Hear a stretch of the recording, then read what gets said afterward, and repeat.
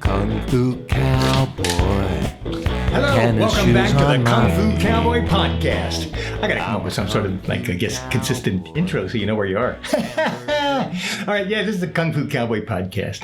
I don't really have actually I probably do have something written out, but I'm kind of redoing everything. So welcome to the Kung Fu Cowboy podcast. It used to be the Kung Fu Cowboy and a cat named Bear because I started these podcasts when I was in my car, homeless, living with my cat. So anytime I was doing a podcast in the front of my car, my cat was usually next to me. So I figured he was part of the story and we'd be wandering around together. And so anyway, I wanted to kind of make him part of the story. Plus, they said that if you have a podcast or an Instagram channel with a cat in it, you'll be famous. They said there's the ways you can get famous is to travel, do a travel video, or have a cat video.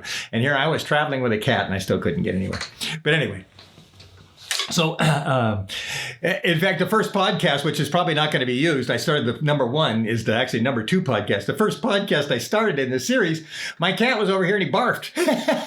So I had to take a break and clean it all up. And, I don't think I'll use that one. But that was that was maybe, I don't know if he's going to be much a part of these podcasts. So it's just Kung Fu Cowboy now. But Cat's, he's asleep. He's taking his nap now. All right. Although it's 2:00, so he's going to be getting up pretty soon for his 3:00 snack. All right. But it's Kung Fu Cowboy here. And this podcast is about American Zen. So I'm looking at that list of paper there and didn't bother to bring it because all I got to do is talk about American Zen. So let's see if I can give you a one podcast summary of American Zen. In 1991, I made the mistake of moving to Utah with my wife and daughter, who was born at the beginning of 1991. And we moved there at the very end of 1991 in December. So she was just less than a year old, a toddler, and we moved there, and it was a horrendous thing. So we'll let the American Zen podcast tell maybe the story, but I'll give you the basic overall. So we moved to Utah, and it turns out it's a total big mistake. My wife had totally misled me and told me that she could do this, and she had this club lined up where I could play, and she did all this stuff, and it turned out to be all BS. That the club was a heavy metal cover place that wouldn't play my originals, and I couldn't find musicians there. I went through 33 bass players. There was only 33 bass players in the entire state of Utah, probably. And I auditioned every single one of them. And although a couple of them were actually session players in the top quality, they were good enough to play, but they were jerks. They were just absolute jerks. They were just in it for the money. They were just playing for money. They had no heart. They had no soul. They had no creativity. They weren't born a musician. They were just playing music to make money. That's it. It was a job. So those guys didn't fit. And then the other people weren't talented enough or this and that or whatever it was. But out of 33 bass players, I only got one. And he was a good guy and he played okay. But he was unfortunate. Well, unfortunately for me or the world or him or I don't know. He was Jewish, which was no problem for me. I had no problem with Jewish girls. I had 6 Jewish girlfriends in a row. For some reason, they were magnetized to me for a number of years. I think, anyway, for whatever, we'll get to that story. We actually passed that story. But anyway, I had 6, and I was engaged to one of them to get married. And I started even converting. I got the prior Shaolin. Okay, but we passed that. We didn't deal with that. So we're now in the 1991. And 1991, I'd moved to Utah, and I realized, oh man, this was a total mistake. And I had enough money to move there, but I didn't have enough money to move back. And so I thought, well, I'll just get a job or something, and then I'll come back. Because I was always able to make money in Los Angeles. I was working for MTV. I was like their backup lighting director. I was a photography assistant for some very famous photographers when they would do tabletop. I was doing music videos. I was doing commercials. And then, of course, as a musician, I told you about the session players. And I was a professional photographer.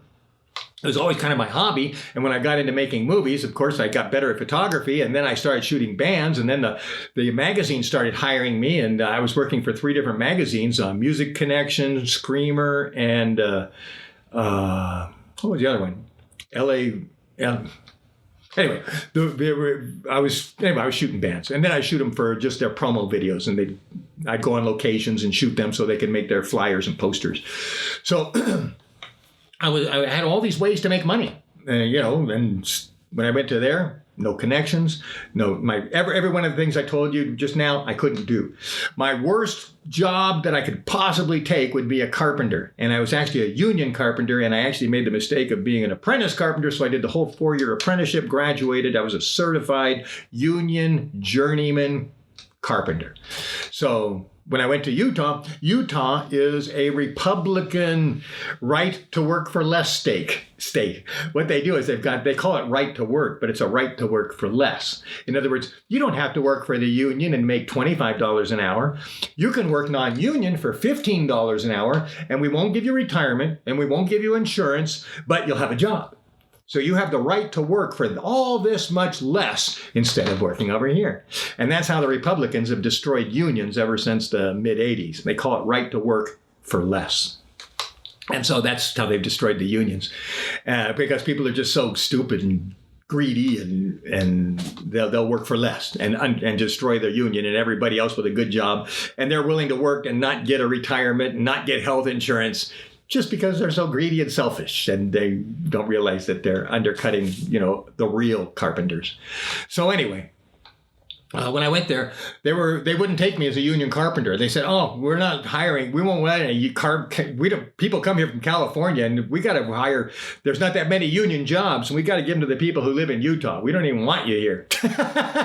The union was totally mean. They weren't hostile, but they were not friendly. They didn't want California carpenters coming to Utah because there wasn't enough carpentry, because everybody was working non-union. And so I couldn't even get a union job. But I had made a deal with my ex-wife, well, the wife at the time, that I was going to basically, either of us had to make a job, because she was working for my record company. She was an intern, and then we decided to get married. There's a whole story. But anyway, we bypassed that. Well, anyway, I'm there. I'm stranded in Utah. I got a 1-year-old. I can't do anything. So that's when I started teaching Kung Fu.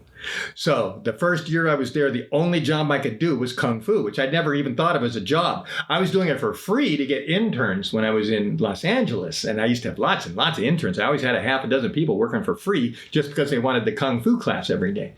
But when I went there, I decided I had to use the Kung Fu as a job. And so that's what I did. I taught Kung Fu for 10 years and became quite famous and cured lives. I worked in prisons and rehabs and elementary schools, middle schools, high schools, churches, parks and recreation. I mean, I taught thousands of people.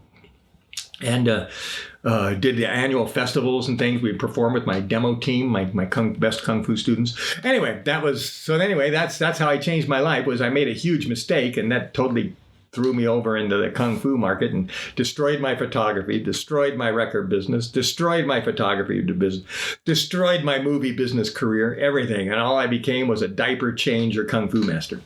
So that was 10 years there. But in the side, I was still recording at night on a 4-track cassette player.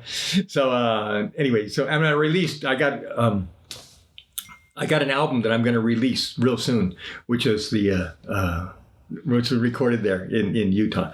In fact, I've had a dilemma trying to figure out, what am I going to do? I got this one record that I totally finished, but that the Native Americans banned because it had too much ceremonial mystery and spirituality in it. They said there was too much spirituality in this record, so that it should not be released, or at least the Native Americans would not sanction it or issue it on any of the Native American record labels, because there was a couple and I knew them. Yeah, I knew them. I hung out with them. I went to some events with them. But anyway, they wouldn't take my material. It was too spiritual. Plus, I'm a honorary elder of the Lakota Sioux, but I'm actually not ever claiming to be a Native American. Okay, so where are we? We're at American Zen. I got to talk about American Zen. Okay, so I'm stranded in Utah. So I'm always writing songs. I write 10 to 20 songs every year, no matter what. It's just, even when I try not to write. Although I have managed to somehow go like months without writing, but I have to write books and do other things, to satisfy whatever it is inside me that's got to create. But normally I'm writing all the time. In fact, I've just started doing something, which is I write a song and I record it. Usually I write them and then kind of save them, and then I do an album thing, and then I kind of record the songs that fit that album. Now I'm just taking the songs and I write it and I record it, and I've been doing that for last few songs I've written, because they're political and I feel like they're time relevant. So I feel more like doing them now than later. Some of my songs that I wrote 10 years ago seem outdated already. But anyway, the point being is I've got this one 4-track American Zen album, which is totally spiritual. And it's totally about my becoming a pipe carrier in the Lakota Sioux. And I issued it on cassette. And I sold all kinds of cassettes to my students and local people in Salt Lake City. But that was as far as it got. So I took the tape master that I found and I put it into my my Logic, remember my Logic Pro DAW, D-A-W, which is my recording studio in my computer. And I put it in there and I was listening to it. And it's like, no, maybe I don't want to put trombones on it. Maybe I don't want to put extra vocals on it. Maybe I don't want to put another guitar on it. Just leave it the way it was, because I knew that I only had 4 tracks to work with. And so I made them count, as an acoustic, a bass, and a vocal. And sometimes I would do 2 things on the same track, like I'd play organ and sing, or I would do the acoustic, and then sometimes I'd even cheat forward. I'd record the acoustic guitar and the drums, and then I would record some other instruments, and then I'd combine them together to make 1 track, and then I'd have 3 more tracks to record on it. So there's a few times where I just couldn't do it with 4 tracks, and so I don't think I call it cheating, but I was taking full advantage of the possibilities that I could explore. But we'll get to that more. But anyway, that's American Zen. American Zen is me playing all the instruments. So I created 4 characters for American Zen. And they are the hippie coyote, who was originally called Coyote. Then he became the Coyote. Then he became the hippie coyote. That's me on acoustic, flute, and vocals. And then Rory G. Now, one of my idols is Rory Gallagher, who I saw, I think, 7 times in concert. And so Rory Gallagher, that's how I gave him that namesake of the electric guitar player. Rory G, capital G, that's it. And the G isn't supposed to stand for Gallagher, but now you know. Rory G. Tom Calder, who is actually the lead character in the Sid's Place novel. Remember that journey? I actually didn't tell you the story about that, but that rock opera of underground and in violence, which became Sid's Place, and the lead character of that became Tom Calder. And he's the bass player in American Zen. His name's Tom Calder. And then Steve Hickson's the drummer. And Steve Hickson was the name of the drummer that I actually was my next door neighbor. Well, he was actually like a few houses around. I'd have to go across the street, walk to the corner, and on the corner there was Phil Garris, the guy who did all those Grateful Dead covers, with the skeleton and the flowers and on the album covers. That's Phil Garris. I don't know if he did all of them, but he did a bunch of them.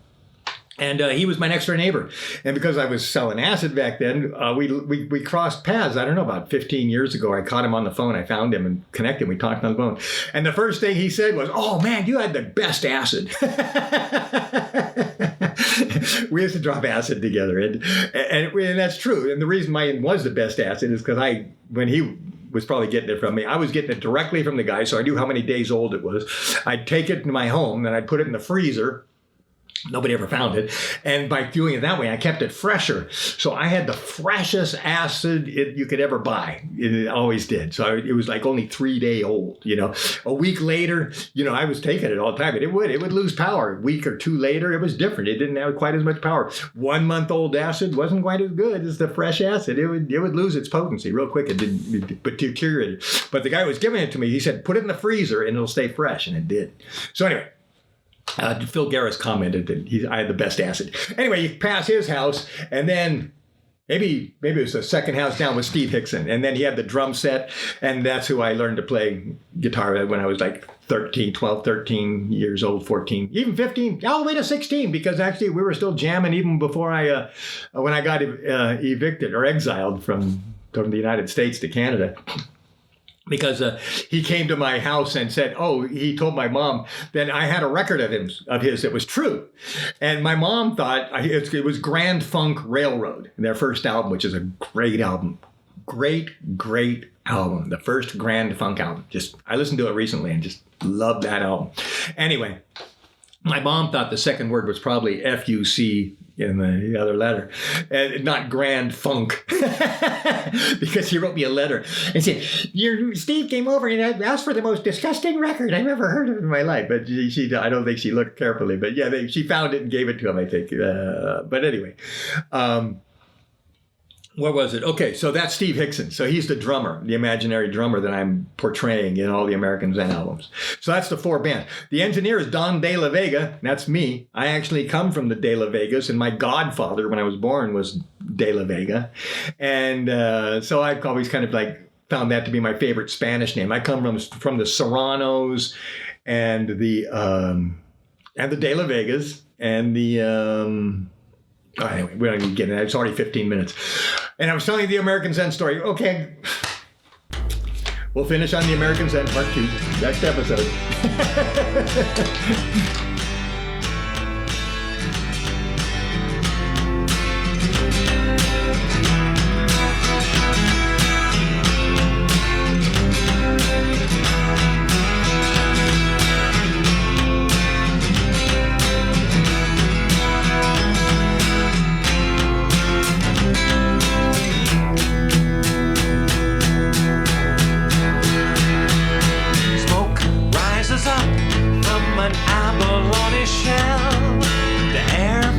with sweet grass and a flat cedar smell.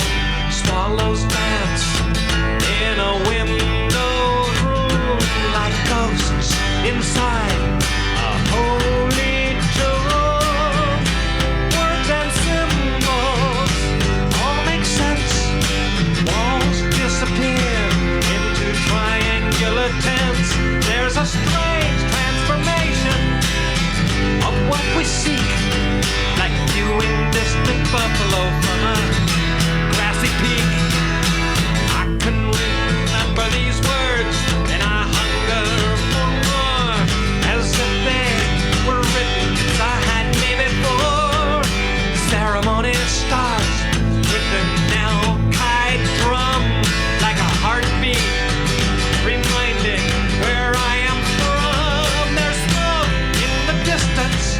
I smile and wait. This fire of my heart rests calm and sedate as dreams and reality blend. Within smoke, this vision was with me that prayer has awoke.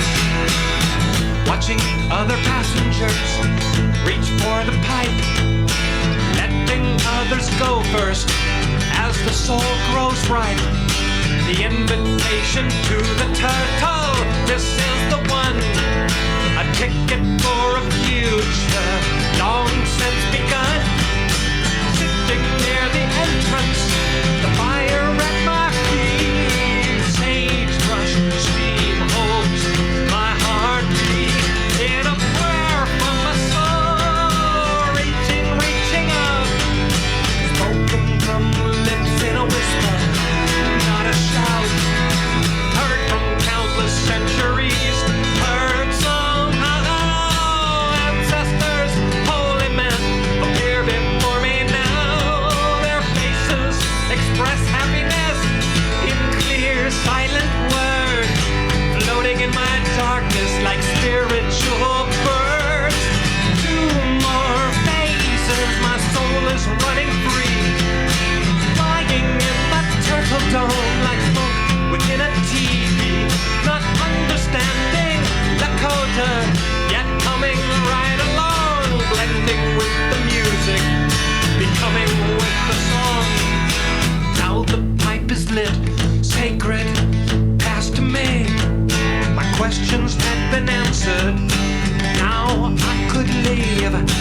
Just one more quarter to sit through with head cut low. I relaxed my view, then something happened not requested or intention. A coyote in my face snapped at my attention. I wasn't at all scared, just slightly surprised. Clearly this coyote was right before my eyes, motioning me to follow.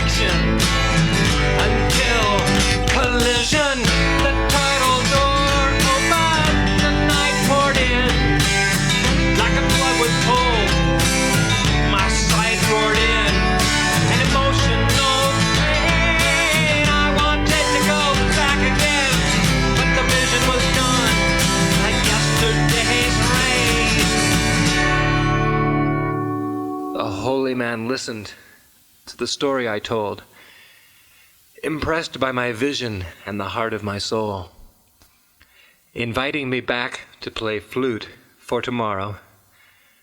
The door was now open from a past I had borrowed.